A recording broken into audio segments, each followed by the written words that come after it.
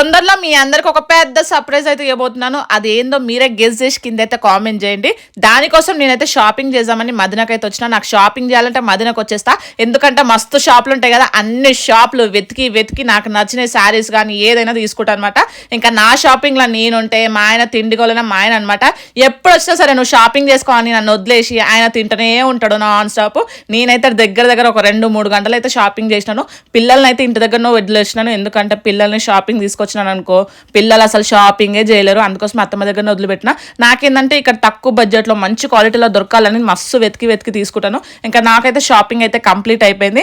ఇంకా నేను ఏంటంటే ఫస్ట్ టైం కదా రెడీమేడ్ బ్లౌజెస్ తీసుకుందామని చూసినా కానీ నాకు అంత నచ్చలేవు. వెతికి ఇంకా అక్కడే షాప్లోనే వదిలేసి ఇంకా బయటకు వచ్చిన తర్వాత నాకు వాచెస్ అయితే కనిపించినాయి. నా చేయికి ఒక వాచ్ కూడా లేదు. ఎన్ని రోజుల నుంచి అడుగుతున్నానో మా ఆయన ఇప్పి అని ఫైనల్గా వాచ్ అయితే ఇప్పించిండు. ఇంకా నన్ను చాలా మంది అడుగుతారు మీరు బ్యాంగిల్స్ ఎందుకు వేసుకోరని.